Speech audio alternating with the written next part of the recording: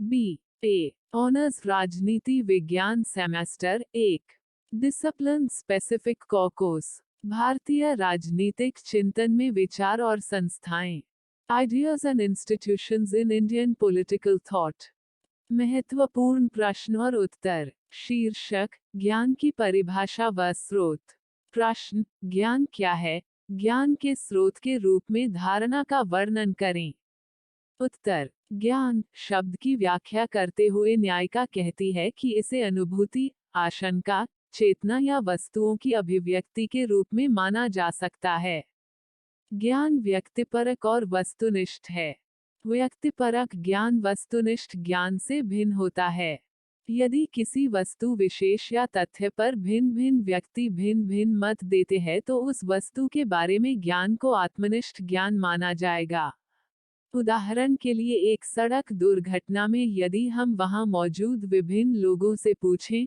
तो हमें उनकी अलग राय मिलेगी इसलिए दुर्घटना पर विचार व्यक्तिपरक ज्ञान के रूप में माना जाता है दूसरी ओर यदि अधिकांश लोग किसी वस्तु पर दूसरों के समान अपने विचार व्यक्त करते हैं तो उस वस्तु के ज्ञान को वस्तुनिष्ठ ज्ञान माना जाएगा उदाहरण के लिए सभी लोग सहमत थे कि सेब फल है और खाने योग्य है इस प्रकार किसी भी प्रकार का ज्ञान वस्तुओं का रहस्योद्घाटन या अभिव्यक्ति है जिस प्रकार एक ट्यूबलाइट कमरे की भौतिक वस्तुओं को प्रकट कर देती है उसी प्रकार ज्ञान उसके चारों ओर की सभी वस्तुओं को प्रकट कर देता है न्याय दर्शन यथार्थवाद का समर्थक होने के नाते व्यक्त करता है कि ज्ञान हमेशा वस्तु से संबंधित होता है ज्ञान मान्य या अमान्य हो सकता है न्याय सिद्धांत इस बात की वकालत करता है कि वैध ज्ञान किसी वस्तु की सच्ची और सही समझ है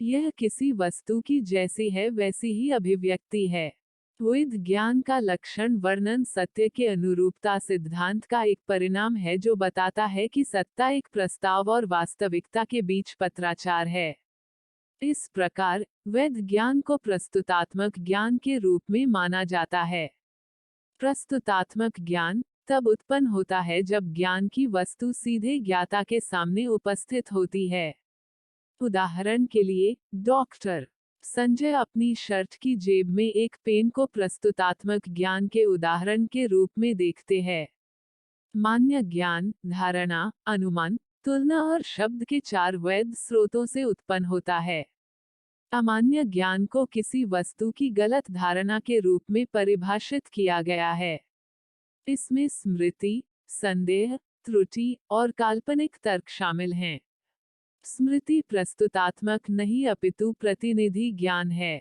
स्मृति को वैध ज्ञान के स्रोत के रूप में भी माना जा सकता है बशर्ते कि जो याद किया जाता है उसे अतीत में एक प्रस्तुति अनुभूति के रूप में अनुभव किया गया हो सदेह अनुभूति पर निश्चितता की कमी है त्रुटि जो ज्ञात है उसकी गलत समझ है उदाहरण के लिए एक सांप को गलती से रस्सी समझ लिया जाता है तर्क को अमान्य ज्ञान माना जाता है क्योंकि यह कोई नया ज्ञान उत्पन्न नहीं करता है यह केवल वही पुष्टि करता है जो पहले से ही जानता है इस प्रकार यह प्रकृति में प्रतिनिधि है ज्ञान के स्रोत के रूप में धारणा न्यायिका के अनुसार धारणा प्रत्यक्ष और तत्काल अनुभूति है जो वस्तु और इंद्रिय अंगों के बीच की बातचीत से उत्पन्न होती है एक अवधारणात्मक अनुभूति के लिए चार तत्व आवश्यक है ये है स्वयं मन इंद्रिय अंग और वस्तुएं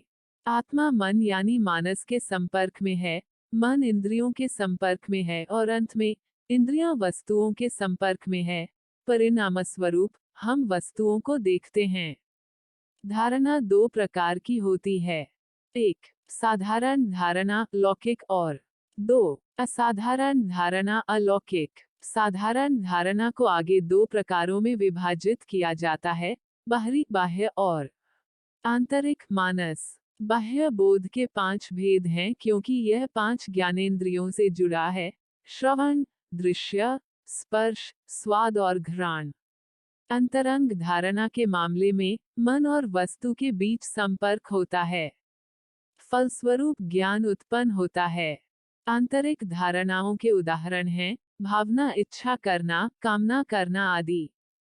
फिर धारणाओं को 3 प्रकारों में विभाजित किया गया है। ये है अनिश्चित धारणा, निर्विकल्प निश्चित धारणा, सविकल्प और पहचान प्रति भेद केवल विचार में बनते हैं, अनुभव में नहीं।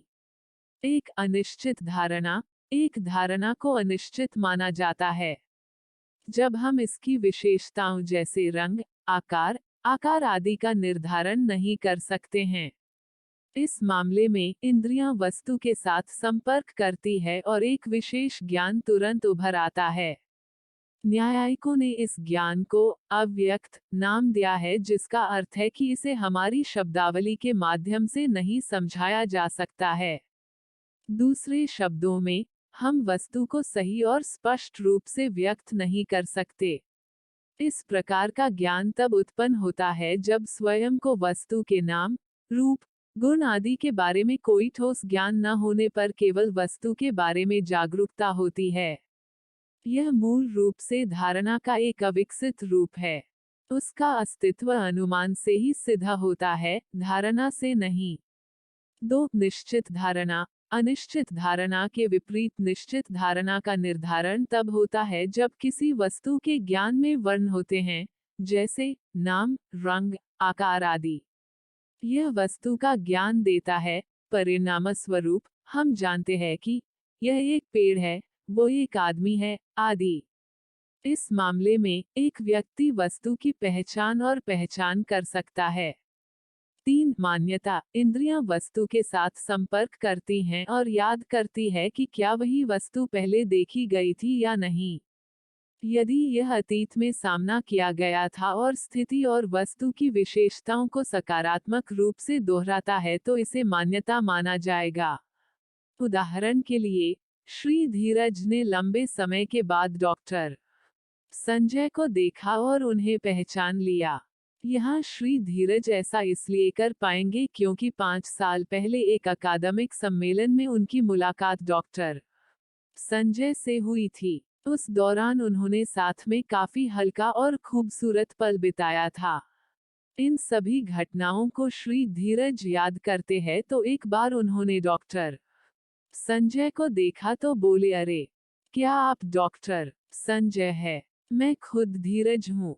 क्या आपको याद है कि हम 5 साल पहले एक सम्मेलन में मिले थे? धीरज की बात सुनकर डॉक्टर संजय बोले, अरे हाँ, याद है तुमको? याद है वो पल भी जो हमने साथ में गुजारे थे? ज्ञान की इस भावना को मान्यता कहा जाता है। इस ज्ञान में हमेशा तत्काल अनुभव का एक तत्व होता है। उदाहरण के लिए, श्री धीरज एक विशेष स्थान पर लंबे समय के बाद डॉक्टर संजय से मिले। तो कुल मिलाकर इस प्रस्तुति में हमने ज्ञान की अवधारणा के बारे में जानकारी प्राप्त की। प्रस्तुति समापन। आपका धन्यवाद। Disclaimer: This notes has been made after a lot of research, yet the accuracy of the answers may vary. The author assumes no responsibility or liability for any errors or omissions in the content of this notes. The information contained in this notes is provided on an as-is basis with no guarantees of completeness, accuracy, usefulness or timeliness.